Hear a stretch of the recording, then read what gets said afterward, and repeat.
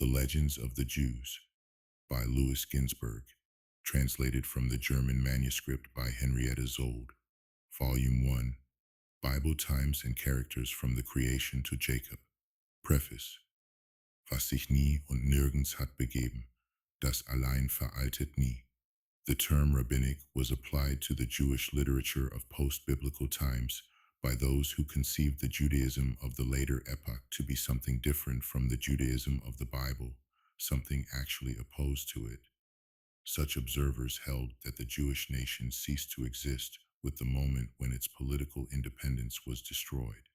For them, the Judaism of the later epoch has been a Judaism of the synagogue, the spokesmen of which have been the scholars, the rabbis, and what this phase of Judaism brought forth has been considered by them to be the product of the schools rather than the product of practical pulsating life.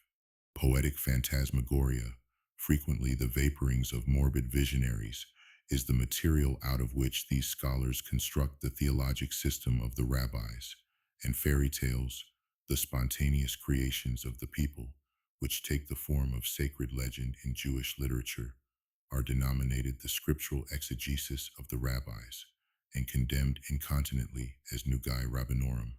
As the name of a man clings to him, so men cling to names. For the primitive savage, the name is part of the essence of a person or thing, and even in the more advanced stages of culture, judgments are not always formed in agreement with facts as they are, but rather according to the names by which they are called. The current estimate of rabbinic literature is a case in point.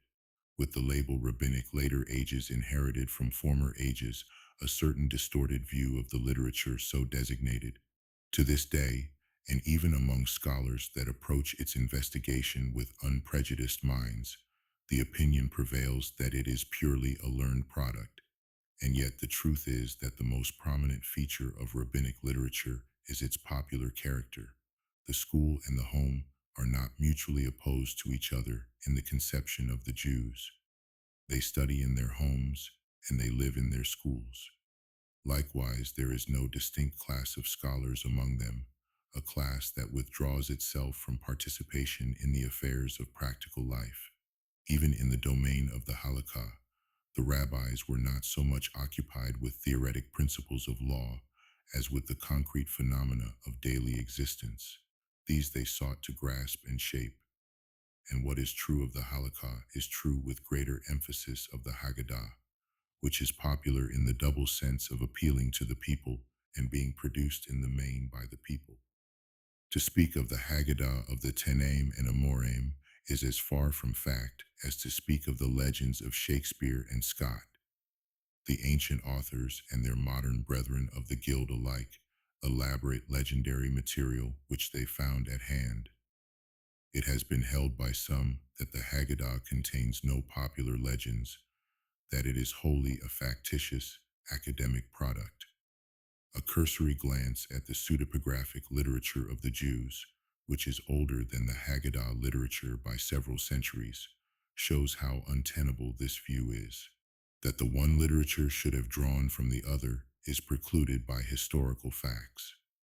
At a very early time, the synagogue disavowed the pseudepigraphic literature, which was the favorite reading matter of the sectaries and the Christians. Nevertheless, the inner relation between them is of the closest kind. The only essential difference is that the midrashic form prevails in the Haggadah, and the paranetic or apocalyptic form in the pseudepigrapha. The common element must therefore depart from the midrash on the one hand and from paranesis on the other. Folklore, fairy tales, legends, and all forms of storytelling akin to these are comprehended, in the terminology of the post-biblical literature of the Jews, under the inclusive description Haggadah, a name that can be explained by a circumlocution, but cannot be translated. Whatever it is applied to is thereby characterized first as being derived from the Holy Scriptures, and then as being of the nature of a story. And in point of fact, this dualism sums up the distinguishing features of Jewish legend. More than 18 centuries ago, the Jewish historian Josephus observed that, though we be deprived of our wealth, of our cities, or of the other advantages we have, our law continues immortal. The word he meant to use was not law, but Torah, only he could not find an equivalent for it in Greek. A singer of the synagogue 1,000 years after Josephus, who expressed his sentiments in Hebrew, uttered the same thought. The holy city and all her daughter cities are violated. They lie in ruins, despoiled of their ornaments, their splendor darkened from sight. Naught is left to us save one eternal treasure alone, the Holy Torah. The sadder the life of the Jewish people, the more it felt the need of taking refuge in its past. The scripture, or to use the Jewish term, the Torah, was the only remnant of its former national independence, and the Torah was the magic means of making a sordid actuality recede before a glorious memory. To the scripture was assigned the task of supplying nourishment to the mind as well as the soul, to the intellect as well as the imagination, and the result is the halakha and the Haggadah. The fancy of the people did not die out in the post-biblical time, but the bent of its activity was determined by the past. Men craved entertainment in later times as well as in the earlier, only instead of resorting for its subject matter to what happened under their eyes, they drew from the fountainhead of the past. The events in the ancient history of Israel, which was not only studied, but lived over again daily, stimulated the desire to criticize it. The religious reflections upon nature laid down in the myths of the people, the fairy tales, which have the sole object of pleasing, and the legends, which are the people's verdict upon history.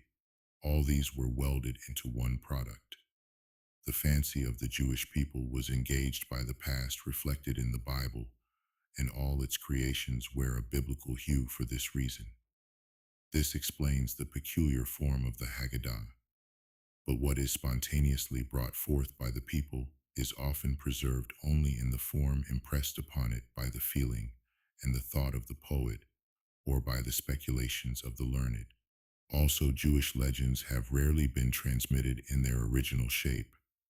They have been perpetuated in the form of midrash, that is, scriptural exegesis. The teachers of the Haggadah, called Rabbanan Dagata in the Talmud, were no folklorists, from whom a faithful reproduction of legendary material may be expected. Primarily, they were homilists who used legends for didactic purposes, and their main object was to establish a close connection between the scripture and the creations of the popular fancy, to give the latter a firm basis and secure a long term of life for them. One of the most important tasks of the modern investigation of the Haggadah is to make a clean separation between the original elements and the later learned additions. Hardly a beginning has been made in this direction, but as long as the task of distinguishing them has not been accomplished, it is impossible to write out the biblical legends of the Jews without including the supplemental work of scholars in the products of the popular fancy. In the present work, The Legends of the Jews, I have made the first attempt to gather from the original sources all Jewish legends, insofar as they refer to biblical personages and events, and reproduce them with the greatest attainable completeness and accuracy. I use the expression Jewish rather than rabbinic, because the sources from which I have levied contributions are not limited to the rabbinic literature, as I expect to take occasion elsewhere to enter into a description of the sources in detail. The following data must suffice for the present. The works of the Talmudic Midrashic literature are of the first importance. Covering the period from the 2nd to the 14th century, they contain the major part of the Jewish legendary material. Akin to this in content, if not always in form, is that derived from the Targumim, of which the oldest versions were produced not earlier than the 4th century, and the most recent not later than the 10th. The Midrashic literature has been preserved only in fragmentary form. Many Haggadah not found in our existing collections are quoted by the authors of the Middle Ages. Accordingly, a not inconsiderable number of the legends here printed are taken from medieval Bible commentators and homilists. I was fortunate in being able to avail myself also of fragments of Midrashim, of which only manuscript copies are extant. The works of the older Kabbalah are likewise treasuries of quotations from lost Midrashim, and it was among the Kabbalists, and later among the Hasidim, that new legends arose. The literatures produced in these two circles are therefore of great importance for the present purpose. Furthermore, Jewish legends can be culled not from the writings of the synagogue alone. They appear also in those of the church. Certain Jewish works repudiated by the synagogue were accepted and mothered by the church.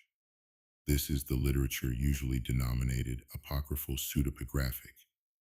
From the point of view of legends, the apocryphal books are of subordinate importance, while the pseudepigrapha are of fundamental value. Even quantitatively, the latter are an imposing mass. Besides the Greek writings of the Hellenist Jews, they contain Latin, Syrian, Ethiopic, Aramean, Arabic, Persian, and Old Slavic products translated directly or indirectly from Jewish works of Palestinian or Hellenistic origin. The use of these pseudepigrapha requires great caution. Nearly all of them are embellished with Christian interpolations, and in some cases the inserted portions have choked the original form so completely that it is impossible to determine at first sight whether a Jewish or a Christian legend is under examination.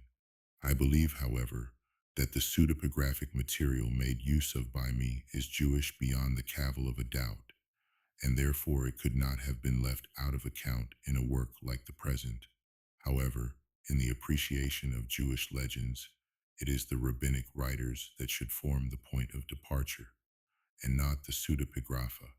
The former represent the mainstream of Jewish thought and feeling, the latter only an undercurrent. If the synagogue cast out the pseudepigrapha and the church adopted them with a great show of favor, these respective attitudes were not determined arbitrarily or by chance. The pseudepigrapha originated in circles that harbored the germs from which Christianity developed later on. The church could thus appropriate them as her own with just reason.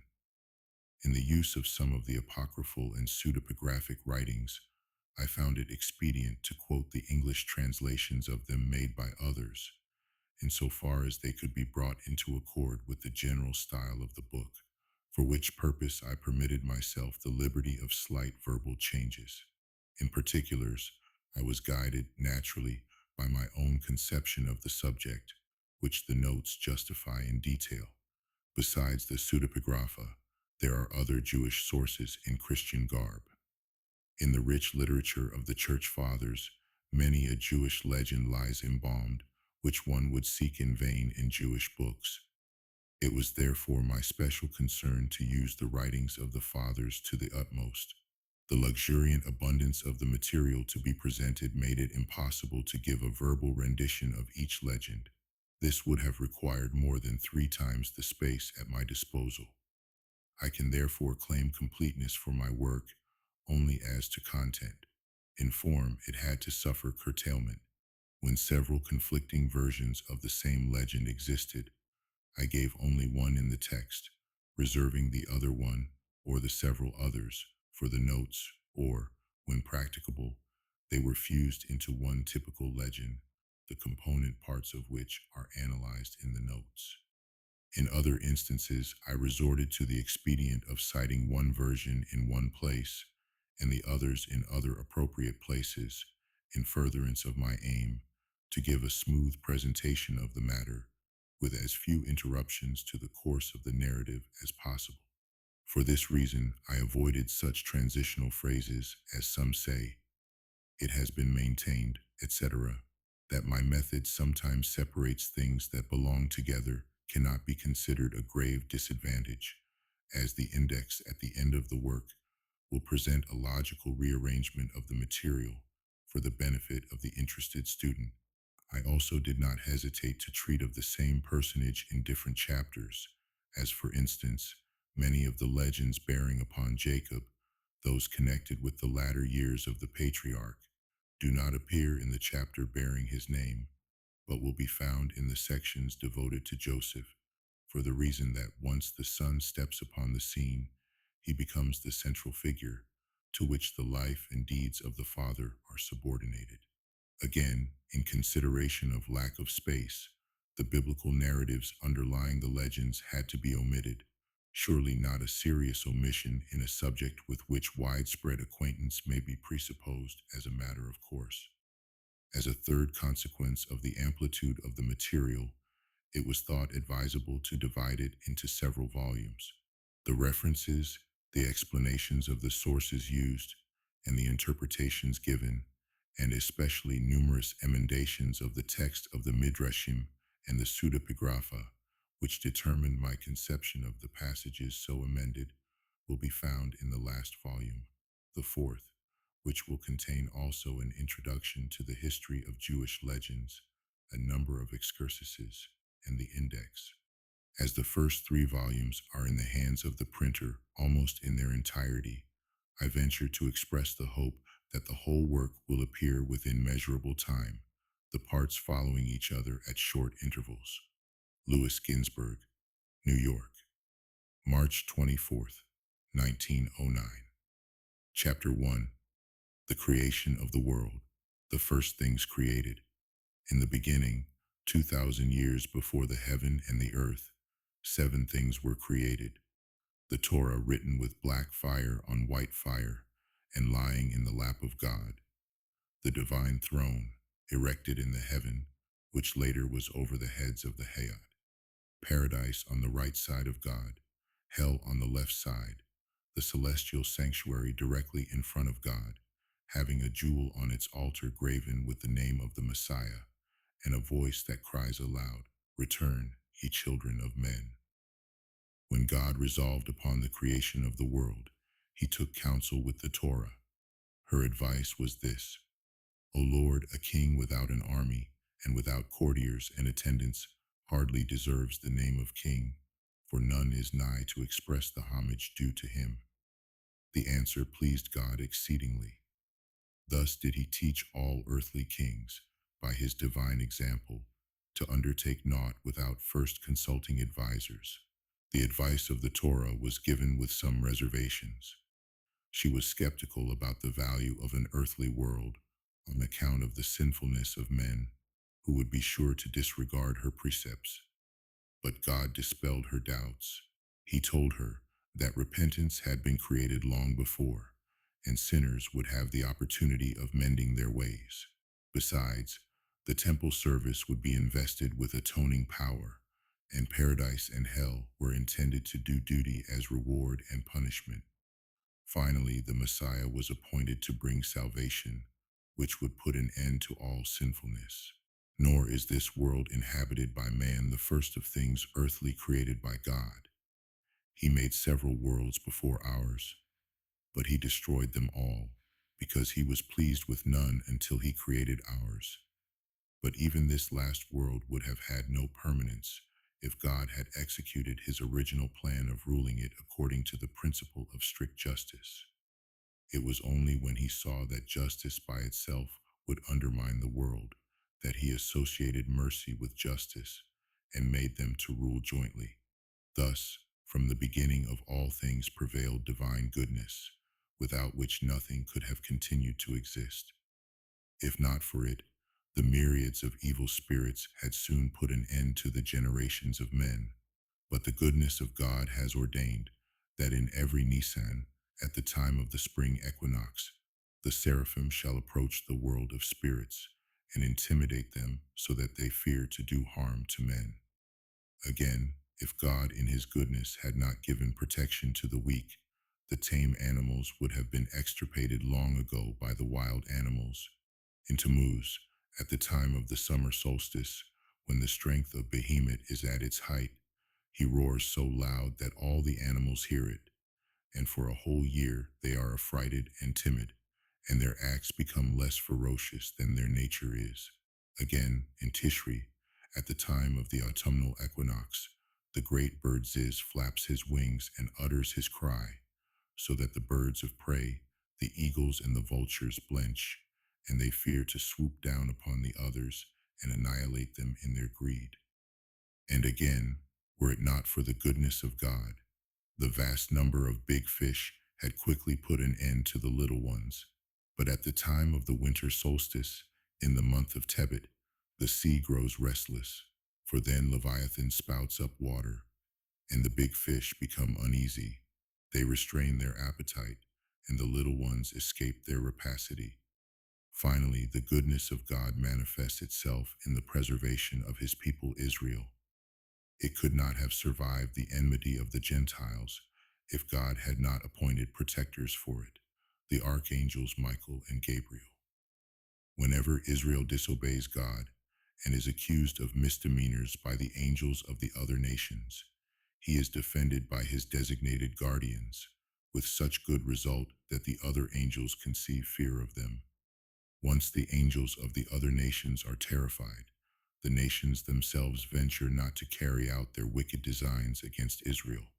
That the goodness of God may rule on earth as in heaven, the angels of destruction are assigned a place at the far end of the heavens, from which they may never stir, while the angels of mercy encircle the throne of God, at his behest. The alphabet. When God was about to create the world by his word, the 22 letters of the alphabet descended from the terrible and august crown of God, whereon they were engraved with a pen of flaming fire. They stood round about God, and one after the other spake and entreated, "Create the world through me." The first to step forward was the letter Taw. It said, "O Lord of the world, may it be thy will to create thy world through me, seeing that it is through me that thou wilt give the Torah to Israel by the hand of Moses. As it is written, Moses commanded us the Torah." The Holy One, blessed be he, made reply and said, "No." Taw asked, "Why not?"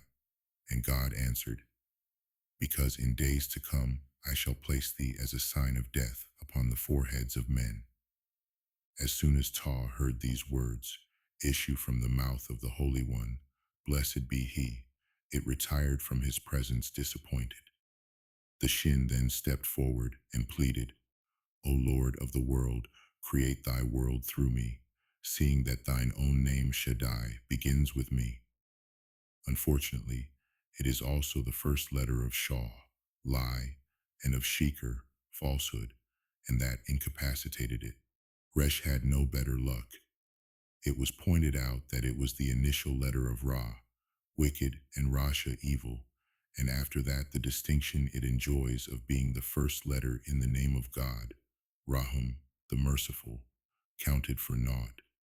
The Kaf was rejected because Kalala, curse, outweighs the advantage of being the first in Kadosh, the Holy One.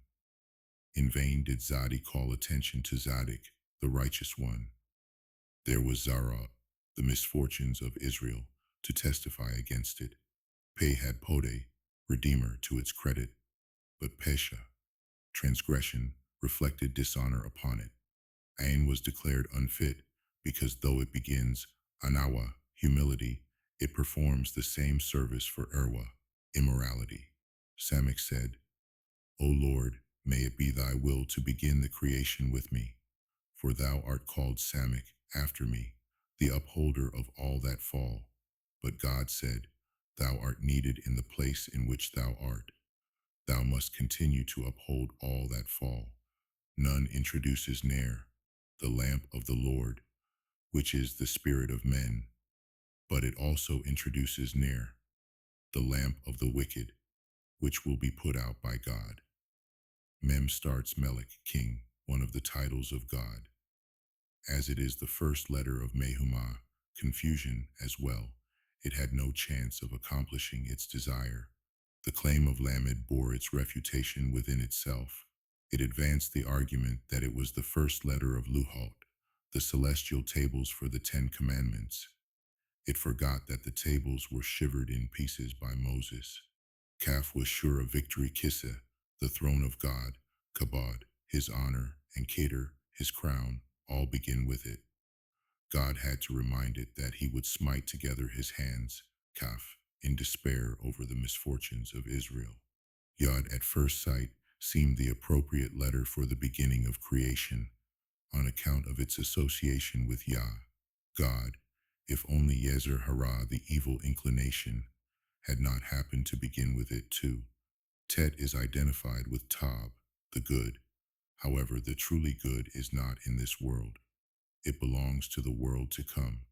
Het is the first letter of Hanun, the gracious one, but this advantage is offset by its place in the word for sin, Hatat.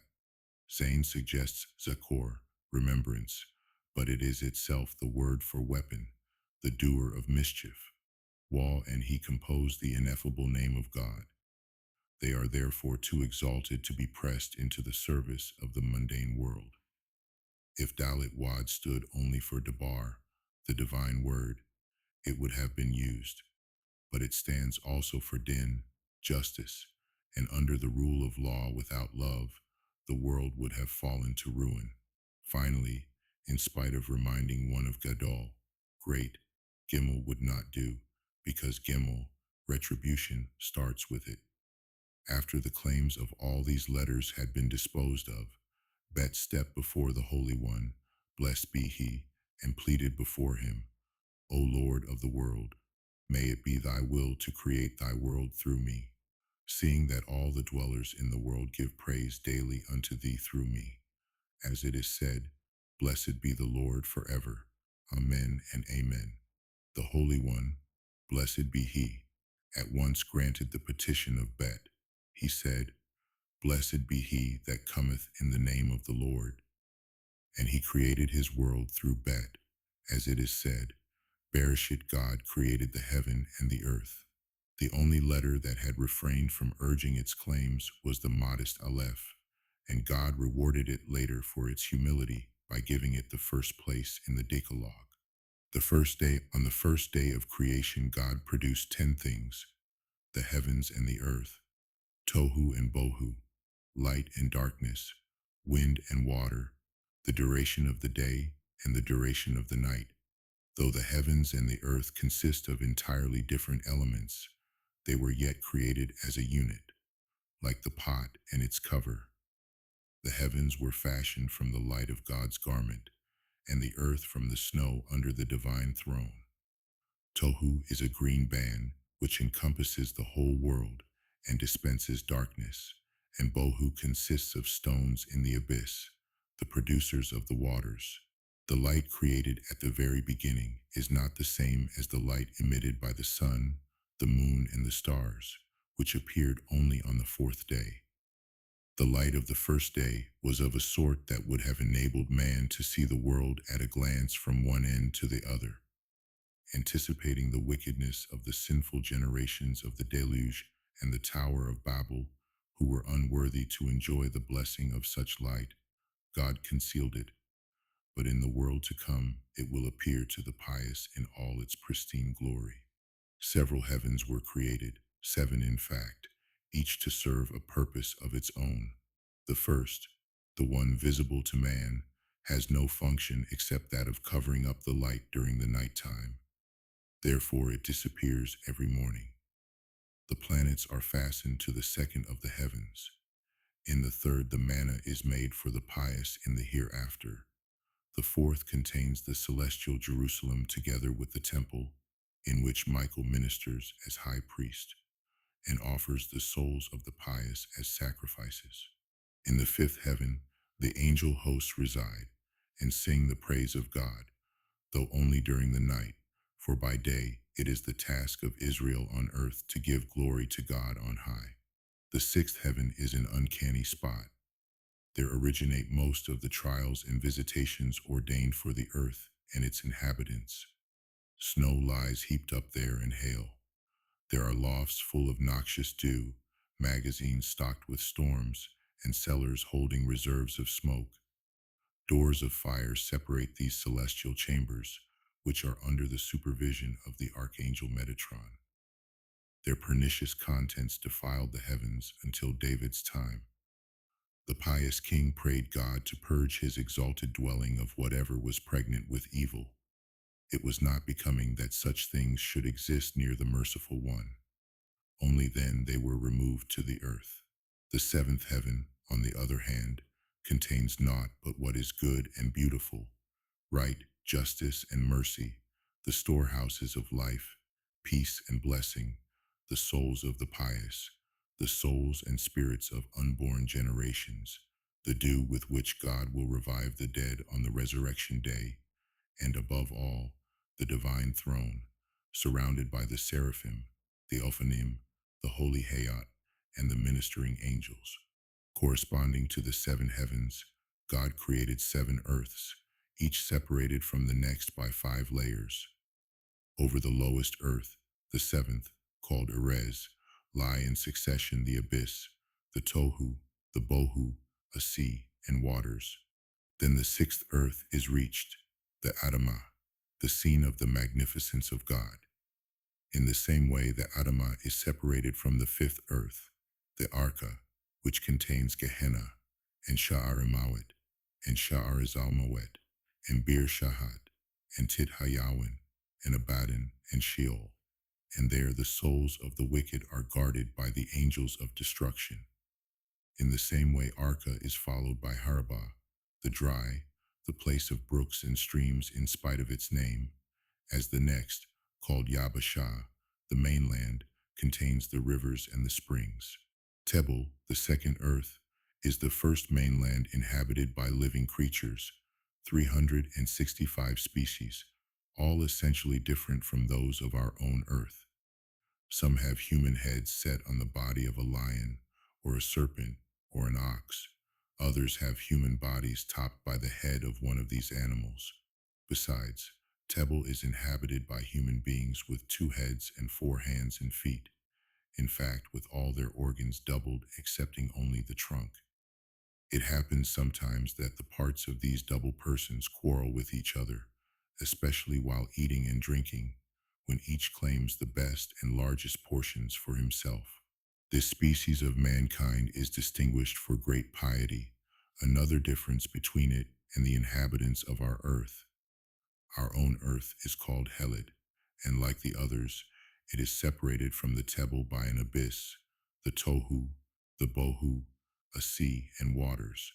Thus one earth rises above the other, from the first to the seventh, and over the seventh earth the heavens are vaulted, from the first to the seventh, the last of them attached to the arm of God.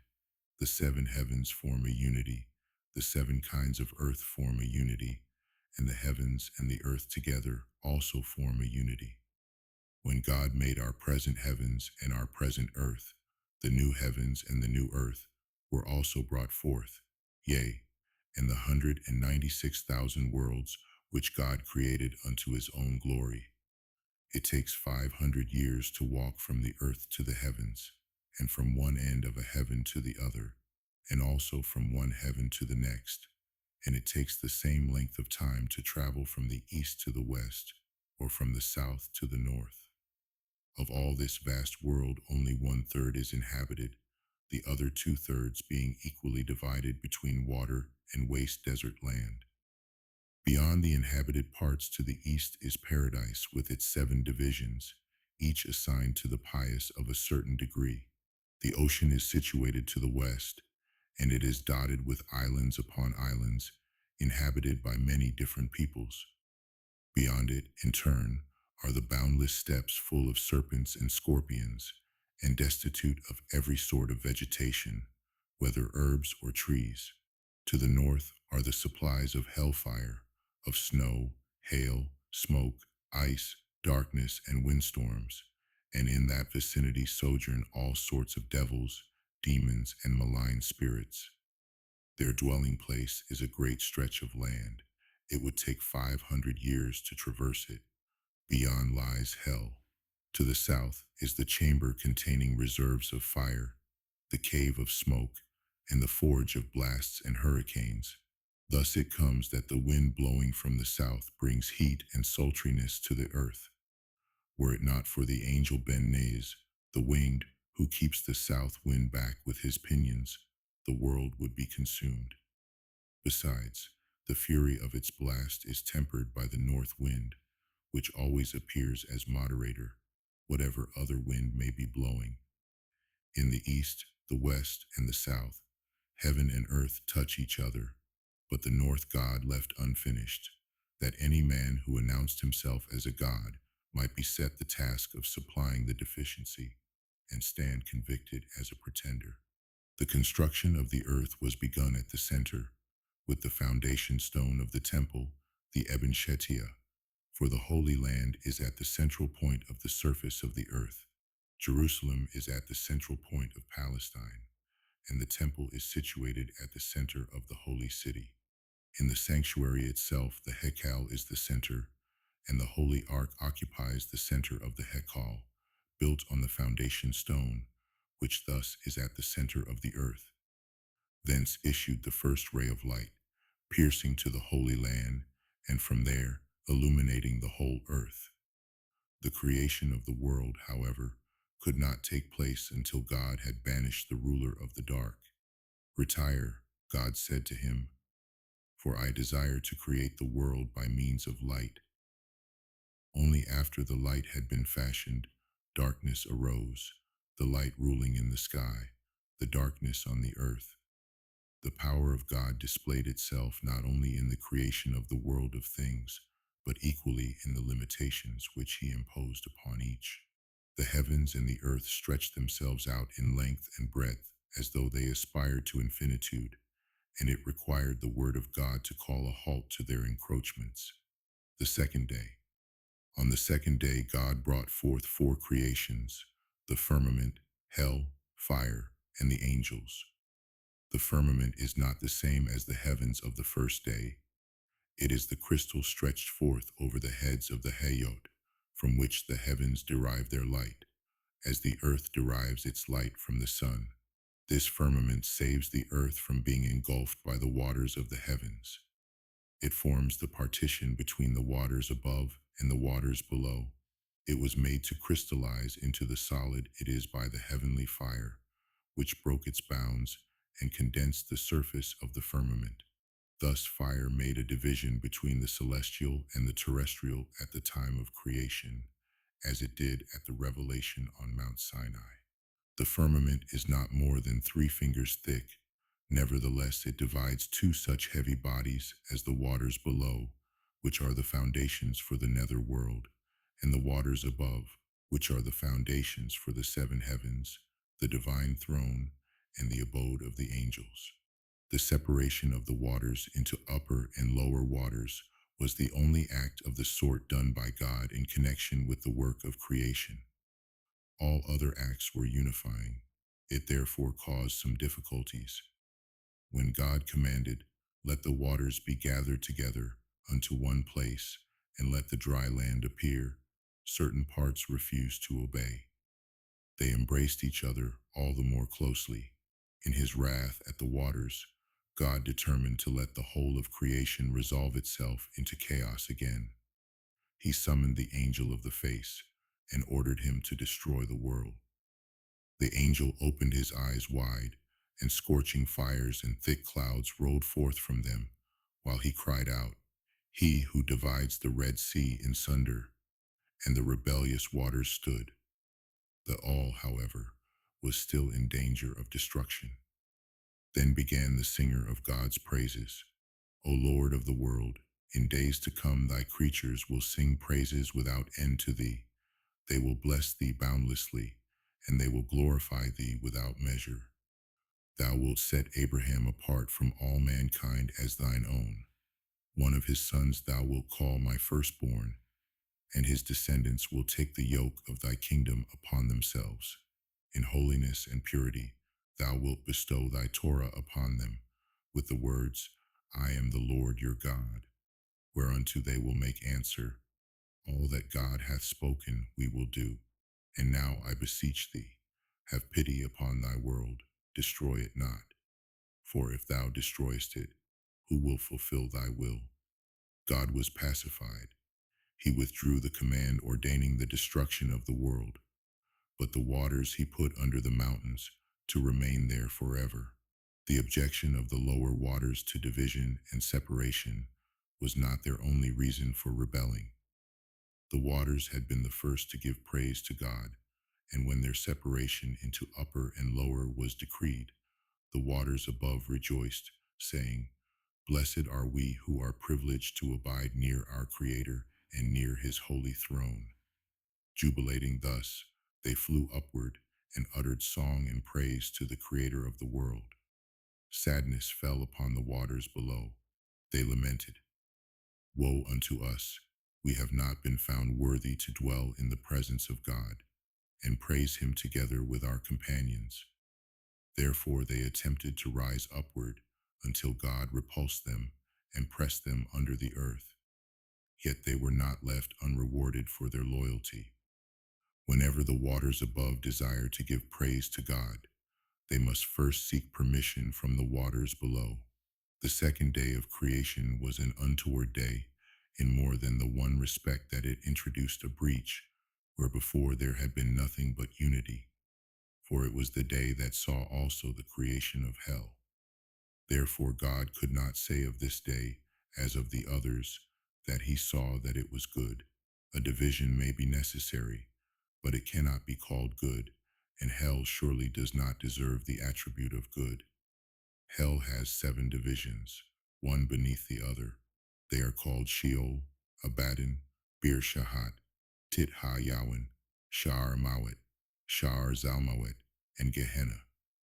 It requires 300 years to traverse the height, or the width, or the depth of each division, and it would take 6,300 years to go over a tract of land equal in extent to the 7 divisions.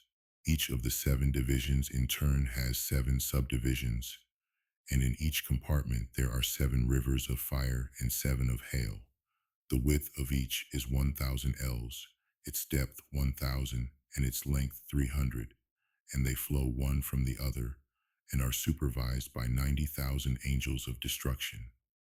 There are, besides, in every compartment 7,000 caves. In every cave there are 7,000 crevices, and in every crevice 7,000 scorpions. Every scorpion has 300 rings, and in every ring 7,000 pouches of venom, from which flow 7 rivers of deadly poison. If a man handles it, he immediately bursts. Every limb is torn from his body. His bowels are cleft asunder, and he falls upon his face. There are also 5 different kinds of fire in hell. One devours and absorbs, another devours and does not absorb, while the third absorbs and does not devour, and there is still another fire, which neither devours nor absorbs, and furthermore a fire which devours fire. There are coals big as mountains, and coals big as hills, and coals as large as the Dead Sea, and coals like huge stones, and there are rivers of pitch and sulfur flowing and seething like live coals. The third creation of the second day was the angel hosts, both the ministering angels and the angels of praise. The reason they had not been called into being on the first day was lest men believed that the angels assisted God in the creation of the heavens and the earth. The angels that are fashioned from fire have forms of fire, but only so long as they remain in heaven. When they descend to earth to do the bidding of God here below, either they are changed into wind, or they assume the guise of men. There are 10 ranks or degrees among the angels. The most exalted in rank are those surrounding the divine throne on all sides, to the right, to the left, in front and behind, under the leadership of the archangels Michael, Gabriel, Uriel, and Raphael. All the celestial beings praise God with the words, "Holy, holy, holy is the Lord of hosts." But men take precedence of the angels herein. They may not begin their song of praise until the earthly beings have brought their homage to God. Especially Israel is preferred to the angels. When they encircle the divine throne in the form of fiery mountains and flaming hills, and attempt to raise their voices in adoration of the Creator, God silences them with the words, "Keep quiet until I have heard the songs, praises, prayers, and sweet melodies of Israel." Accordingly, the ministering angels and all the other celestial hosts wait until the last tones of Israel's doxologies rising aloft from earth have died away, and then they proclaim in a loud voice, "Holy, holy, holy is the Lord of hosts. When the hour for the glorification of God by the angels draws nigh, the august divine herald, the angel Shamiel, steps to the windows of the lowest heaven to hearken to the songs, prayers, and praises that ascend from the synagogues and the houses of learning. And when they are finished, he announces the end to the angels in all the heavens. The ministering angels, those who come in contact with the sublunary world, now repair to their chambers to take their purification bath.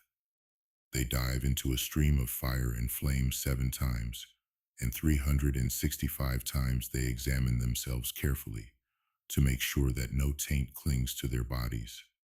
Only then they feel privileged to mount the fiery ladder and join the angels of the seventh heaven, and surround the throne of God with Hashmal and all the holy Hayat, adorned with millions of fiery crowns, arrayed in fiery garments, all the angels in unison, in the same words, and with the same melody, intone songs of praise to God.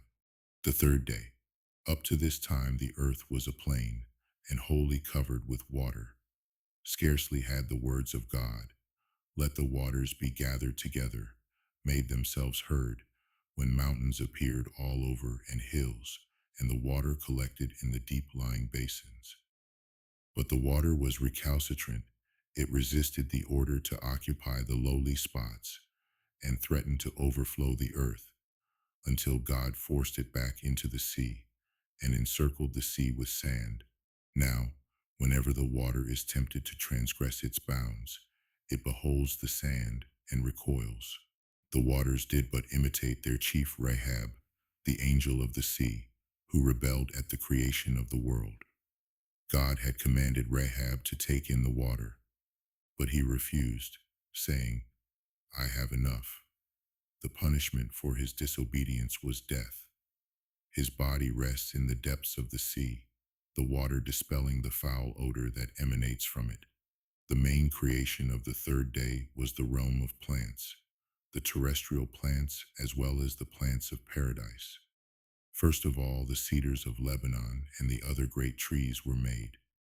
In their pride at having been put first, they shot up high in the air. They considered themselves the favored among plants. Then God spake, "I hate arrogance and pride, for I alone am exalted, and none beside." And he created the iron on the same day, the substance with which trees are felled down. The trees began to weep, and when God asked the reason of their tears, they said, "We cry because thou hast created the iron to uproot us therewith." All the while we had thought ourselves the highest of the earth, and now the iron, our destroyer, has been called into existence. God replied, "You yourselves will furnish the axe with a handle. Without your assistance, the iron will not be able to do aught against you." The command to bear seed after their kind was given to the trees alone, but the various sorts of grass reasoned that if God had not desired divisions according to classes, he would not have instructed the trees to bear fruit after their kind with the seed thereof in it, especially as trees are inclined of their own accord to divide themselves into species. The grasses therefore reproduced themselves also after their kinds. This prompted the exclamation of the Prince of the world, "Let the glory of the Lord endure forever. Let the Lord rejoice in his works." The most important work done on the third day was the creation of paradise. 2 gates of carbuncle form the entrance to paradise, and 60 myriads of ministering angels keep watch over them. Each of these angels shines with the luster of the heavens. When the just man appears before the gates, the clothes in which he was buried are taken off him, and the angels array him in 7 garments of clouds of glory, and place upon his head 2 crowns, one of precious stones and pearls, the other of gold of Parvaim, and they put 8 myrtles in his hand, and they utter praises before him, and say to him, "Go thy way, and eat thy bread with joy." And they lead him to a place full of rivers, surrounded by 800 kinds of roses and myrtles. Each one has a canopy according to his merits, and under it flow 4 rivers, one of milk, the other of balsam, the third of wine, and the fourth of honey. Every canopy is overgrown by a vine of gold, and 30 pearls hang from it, each of them shining like Venus. Under each canopy there is a table of precious stones and pearls, and 60 angels stand at the head of every just man, saying unto him, Go and eat with joy of the honey, for thou hast busied thyself with the Torah, and she is sweeter than honey, and drink of the wine preserved in the grape since the 6 days of creation. For thou hast busied thyself with the Torah, and she is compared to wine. The least fair of the just is beautiful as Joseph and Rabbi Yohanan, and as the grains of a silver pomegranate upon which fall the rays of the sun. There is no light, for the light of the righteous is the shining light, and they undergo 4 transformations every day, passing through 4 states. In the first, the righteous is changed into a child. He enters the division for children and tastes the joys of childhood. Then he is changed into a youth and enters the division for the youths, with whom he enjoys the delights of youth. Next, he becomes an adult in the prime of life, and he enters the division of men and enjoys the pleasures of manhood. Finally, he is changed into an old man. He enters the division for the old and enjoys the pleasures of age. There are 80 myriads of trees in every corner of paradise, the meanest among them choicer than all the spice trees. In every corner there are 60 myriads of angels singing with sweet voices, and the tree of life stands in the middle and shades the whole of paradise. It has 15,000 tastes, each different from the other, and the perfumes thereof vary likewise. Over it hang 7 clouds of glory, and winds blow upon it from all 4 sides, so that its odor is wafted from one end of the world to the other. Underneath sit the scholars and explain the Torah. Over each of them 2 canopies are spread, one of stars, the other of sun and moon, and a curtain of clouds of glory separates the one canopy from the other. Beyond paradise begins Eden, containing 310 worlds and 7 compartments for 7 different classes of the pious. In the first are the martyr victims of the government, like Rabbi Akiba and his colleagues. In the second, those who were drowned. In the third, Rabbi Yohanan ben Zakkai and his disciples. In the fourth, those who were carried off in the cloud of glory. In the fifth, the penitents, who occupy a place which even a perfectly pious man cannot obtain. In the sixth are the youths who have not tasted of sin in their lives. In the seventh are those poor who studied Bible and Mishnah and led a life of self-respecting decency. And God sits in the midst of them and expounds the Torah to them. As for the 7 divisions of paradise, each of them is 12 myriads of miles in width and 12 myriads of miles in length. In the first division dwell the proselytes who embrace Judaism of their own free will, not from compulsion. The walls are of glass and the wainscoting of cedar. The prophet Obadiah, himself a proselyte, is the overseer of this first division. The second division is built of silver, and the wainscoting thereof is of cedar. Here dwell those who have repented, and Manasseh, the penitent son of Hezekiah, presides over them. The third division is built of silver and gold. Here dwell Abraham, Isaac, and Jacob, and all the Israelites who came out of Egypt, and the whole generation that lived in the desert.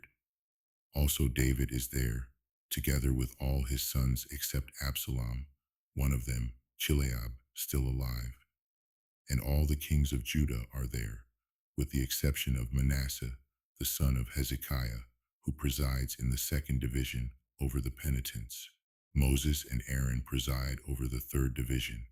Here are precious vessels of silver and gold and jewels and canopies and beds and thrones and lamps, of gold, of precious stones and of pearls, the best of everything there is in heaven.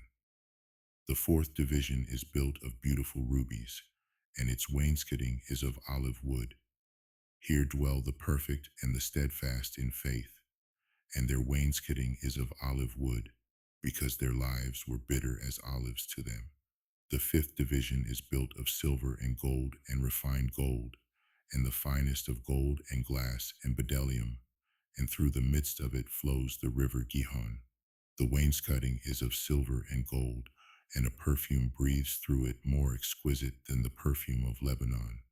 The coverings of the silver and gold beds are made of purple and blue, woven by Eve, and of scarlet and the hair of goats, woven by angels.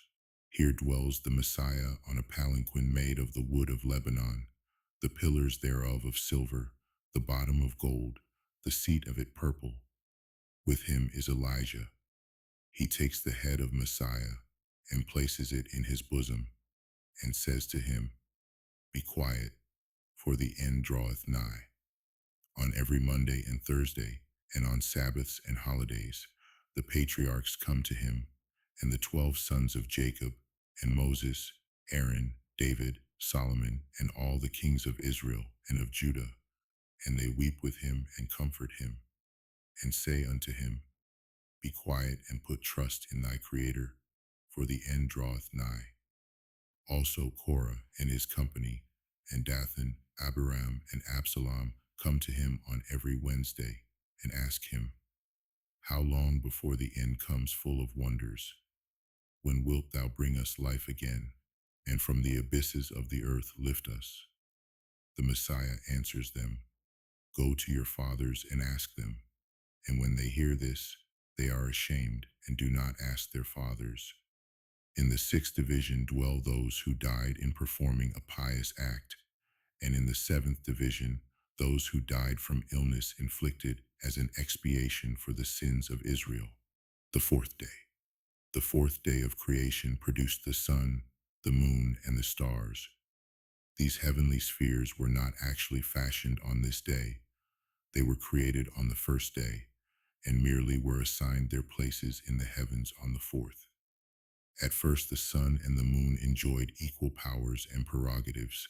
The moon spoke to God and said, O Lord, why didst thou create the world with the letter Bet? God replied, That it might be made known unto my creatures that there are two worlds. The moon, O Lord, which of the two worlds is the larger, this world or the world to come? God, the world to come is the larger. The moon, O Lord, thou didst create two worlds, a greater and a lesser world. Thou didst create the heaven and the heaven exceeding the earth. Thou didst create fire and water, the water stronger than the fire, because it can quench the fire. And now thou hast created the sun and the moon, and it is becoming that one of them should be greater than the other. Then spake God to the moon, I know well, thou wouldst have me make thee greater than the sun. As a punishment I decree that thou mayest keep but 1/60th of thy light. The moon made supplication, Shall I be punished so severely for having spoken a single word? God relented. In the future world I will restore thy light, so that thy light may again be as the light of the sun. The moon was not yet satisfied. O Lord, she said, and the light of the sun, how great will it be in that day? Then the wrath of God was once more enkindled. What? Thou still plottest against the sun? As thou livest in the world to come, his light shall be sevenfold the light he now sheds. The sun runs his course like a bridegroom. He sits upon a throne with a garland on his head. 96 angels accompany him on his daily journey, in relays of 8 every hour, 2 to the left of him, and 2 to the right, 2 before him, and 2 behind. Strong as he is, he could complete his course from south to north in a single instant, but 365 angels restrain him by means of as many grappling irons. Every day one looses his hold, and the sun must thus spend 365 days on his course. The progress of the sun in his circuit is an uninterrupted song of praise to God, and this song alone makes his motion possible. Therefore, when Joshua wanted to bid the sun stand still, he had to command him to be silent. His song of praise hushed. The sun stood still. The sun is double-faced. One face, of fire, is directed toward the earth, and one of hail, toward heaven, to cool off the prodigious heat that streams from the other face, else the earth would catch afire. In winter the sun turns his fiery face upward, and thus the cold is produced. When the sun descends in the west in the evening, he dips down into the ocean and takes a bath. His fire is extinguished, and therefore he dispenses neither light nor warmth during the night. But as soon as he reaches the east in the morning, he laves himself in a stream of flame, which imparts warmth and light to him, and these he sheds over the earth. In the same way the moon and the stars take a bath in a stream of hail before they enter upon their service for the night. When the sun and the moon are ready to start upon their round of duties, they appear before God and beseech him to relieve them of their task, so that they may be spared the sight of sinning mankind. Only upon compulsion they proceed with their daily course. Coming from the presence of God, they are blinded by the radiance in the heavens, and they cannot find their way. God, therefore, shoots off arrows, by the glittering light of which they are guided. It is on account of the sinfulness of man, which the sun is forced to contemplate on his rounds, that he grows weaker as the time of his going down approaches. For sins have a defiling and enfeebling effect, and he drops from the horizon as a sphere of blood. For blood is the sign of corruption. As the sun sets forth on his course in the morning, his wings touch the leaves on the trees of paradise, and their vibration is communicated to the angels and the holy Hayat, to the other plants, and also to the trees and plants on earth, and to all the beings on earth and in heaven. It is the signal for them all to cast their eyes upward. As soon as they see the ineffable name, which is engraved in the sun, they raise their voices in songs of praise to God. At the same moment, a heavenly voice is heard to say, "Woe to the sons of men that consider not the honor of God like unto these creatures whose voices now rise aloft in adoration." These words, naturally, are not heard by men, as little as they perceive the grating of the sun against the wheel to which all the celestial bodies are attached, although the noise it makes is extraordinarily loud. This friction of the sun and the wheel produces the motes dancing about in the sunbeams. They are the carriers of healing to the sick, the only health-giving creations of the fourth day, on the whole an unfortunate day, especially for children, afflicting them with disease. When God punished the envious moon by diminishing her light and splendor, so that she ceased to be the equal of the sun, as she had been originally, she fell, and tiny threads were loosed from her body. These are the stars. The fifth day. On the fifth day of creation, God took fire and water, and out of these two elements, he made the fishes of the sea. The animals in the water are much more numerous than those on land. For every species on land, excepting only the weasel, there is a corresponding species in the water, and besides, there are many found only in the water. The ruler over the sea animals is Leviathan. With all the other fishes, he was made on the fifth day. Originally, he was created male and female, like all the other animals. But when it appeared that a pair of these monsters might annihilate the whole earth with their united strength, God killed the female. So enormous is Leviathan that to quench his thirst, he needs all the water that flows from the Jordan into the sea. His food consists of the fish which go between his jaws of their own accord. When he is hungry, a hot breath blows from his nostrils, and it makes the waters of the great sea seething hot. Formidable though Behemoth, the other monster, is, he feels insecure until he is certain that Leviathan has satisfied his thirst. The only thing that can keep him in check is the stickleback, a little fish which was created for the purpose, and of which he stands in great awe. But Leviathan is more than merely large and strong. He is wonderfully made besides.